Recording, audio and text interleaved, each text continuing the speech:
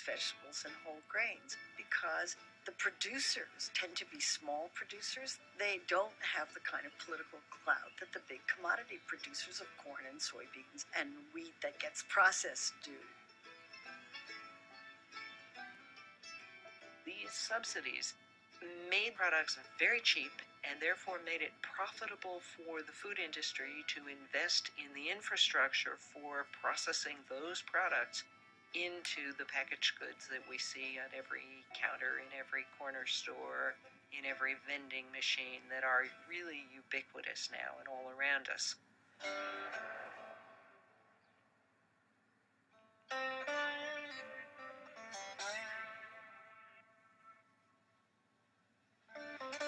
Slicing onions. Guess you say you know that. I'm trying to be careful. I'm Ree. I have 4 boys, and I live in Jonestown, Mississippi. I've been living in Jonestown all my life. I'm in the kitchen. Look, that's funny, too. Raw onion, grilled onion. What I do for work is I cook. I work the cash register. I do the dishes. Mainly, I just pitch in, and help. We have stores in Jonestown. We have about 3 grocery stores, but it's hard in getting some of the things. Like when you want fruits, there's no store sell fruits. Maybe one store will have a fruit bananas. They have vegetables, but it's in the can.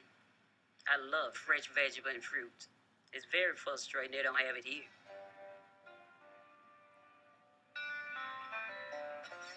There's this thing called a food desert. So out in the county, you have these mom and pop shops, and they don't have fruits and veggies. There's several issues. Agriculture is a big business. So I get this big 18-wheeler, and I'm delivering food. So I'll deliver it to Walmart, and I'll deliver it to Kroger and these other chains. But I can't afford to take my 18-wheeler and go through these back roads. They're off the beaten path. So you just don't fit our model, maximum delivery, minimum cost. And so we're consuming what's available to us. Chips and ice cream and cakes. They have that here. They have lots and lots of stuff like that here. And so that's why I go to Clarksdale, sometime grocery shopping, or Batesville, about 45 minutes drive. Those that doesn't have transportation is hard.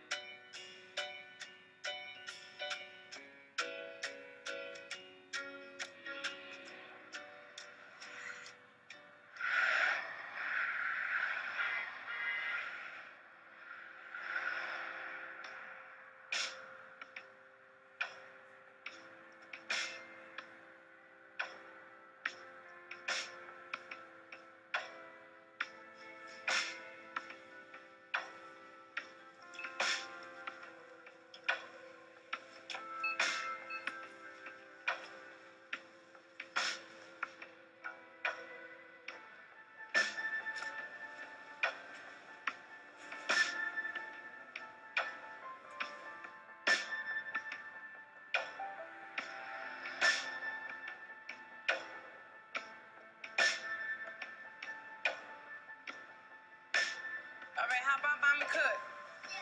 Mommy cook? I want to help you to make spaghetti. Okay, here you go. This one goes on the table.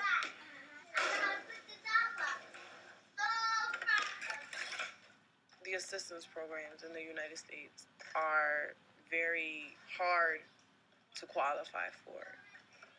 It's like either you're starving or you don't get any help. But what defines starving? Like if you don't eat for a day, are you starving? In their eyes, no. But in your eyes and the way you feel, of course. Okay. Good job. Mom, can I do the white one? Okay. Put that in the water. Wait, we gotta drink it? No, you don't gotta drink it. It's Aiden's turn to help too. Put that in there. Okay, that was a bad idea. I do get food stamps now, but they last about 3 weeks out of the month. And for that last week, I'm just going crazy. Is it good? Mm-hmm. Put them in there. The ones that I cut. Make it. What you make? I was on a food stamp diet for a week, along with Joanne Emerson from Missouri. We did so because we thought that the food stamp benefit was inadequate. Most of my colleagues had no idea that the average food stamp benefit was $3 a day. I had my budget, and I went to a supermarket, and it took me an awful long time because you have to add up every penny, and it has to last you for a week.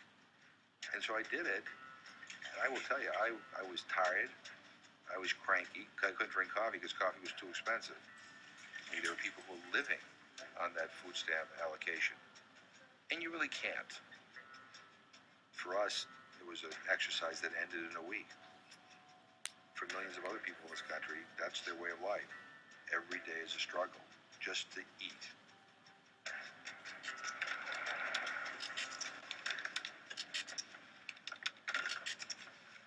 $39.37.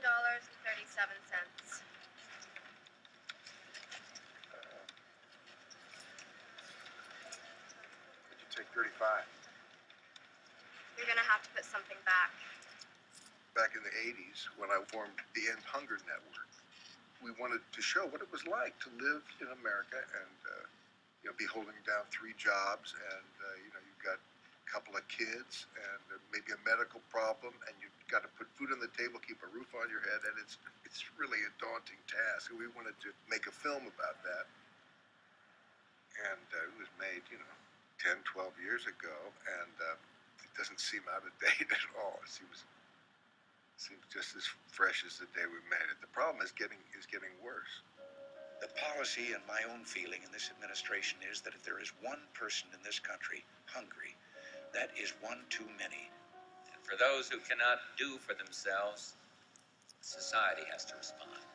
In this era of unprecedented prosperity, we still have some work of our own to do. We hear the call to take on the challenges of hunger and poverty and disease, and that is precisely what America is doing. We are Americans. We are tougher than the times we live in, and we are bigger than our politics have been. So let's meet the moment. Let's get to work, and let's show the world once again why the United States of America remains the greatest nation on earth.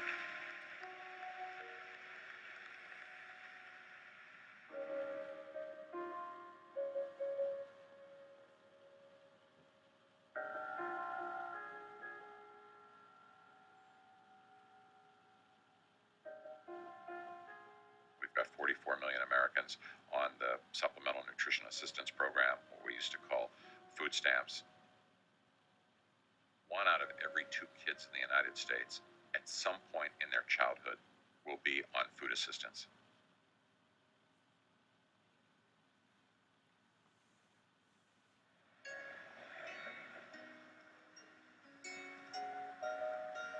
You better watch us.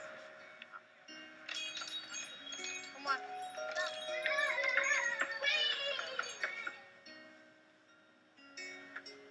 I'll sit right here, Mommy. Like one. Where? Hi, Lena.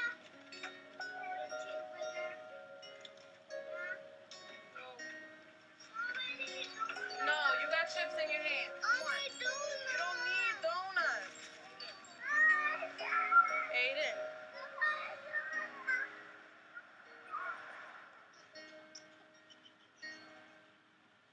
Aiden's first year of life was a period of a lot of struggle. At that time, I was making $9 an hour.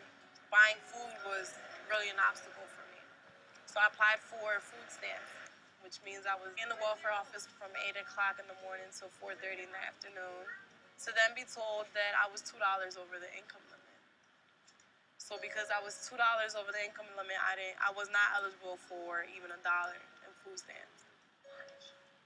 So, I didn't have what they needed, or there just wasn't any more food. And I feel like it affected Aiden a lot.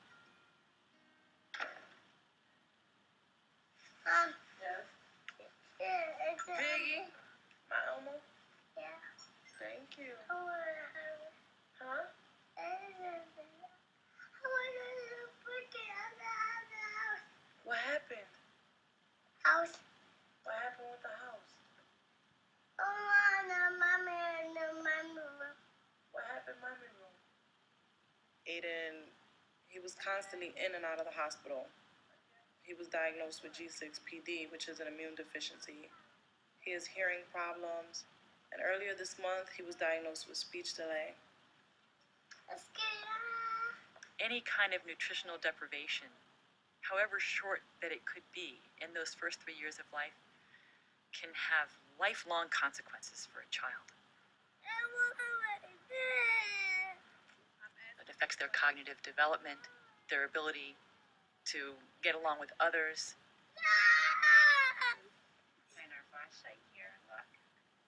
They could be constantly sick, constantly getting infections because they're not well nourished. Has he had any colds? He's actually a little sick right now. Okay. It can truncate a child's developmental potential. Whether or not it affects their growth outcomes, sort of their physical, their stature, and their weight, it affects their brain at a much deeper level.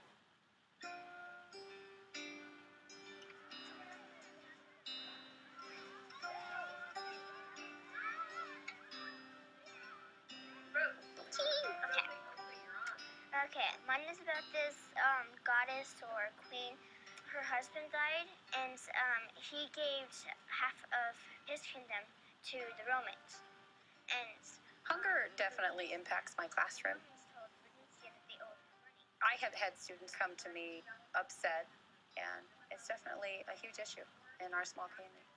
We are going to spend a little bit of time talking about how to use context clues to help us when we find words in the textbooks that we're reading.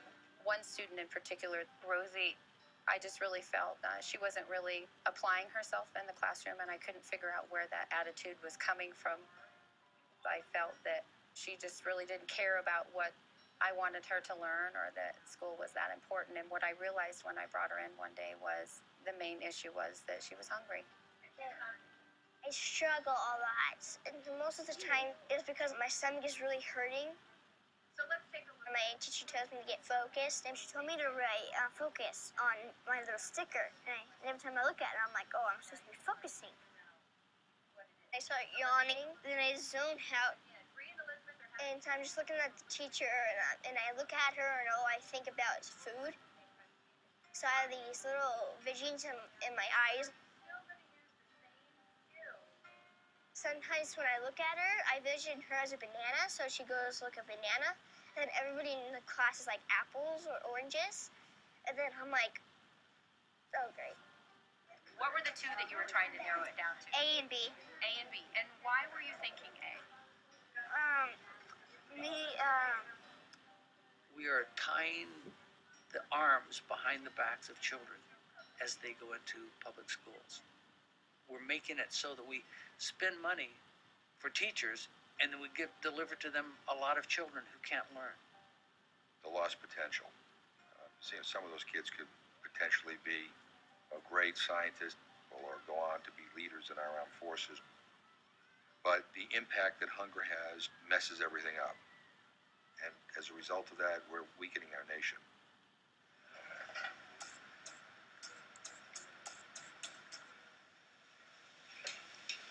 Food was really important growing up, especially around holidays, and we had to be home for dinner every night. My mother was the typical Italian mother who would not sit down unless everybody was served. And I think that was, her way of showing how much she loved her family. I was in high school at the time. My mother decided to take a job managing a school cafeteria at Elizabeth, where we grew up. Years later, my brother and I would try to get her to retire. And she sat down and she said, I'm not ready to retire yet. I said, why? She said, these kids that come into my lunchroom for breakfast and lunch, I know this is the only thing they're eating all day.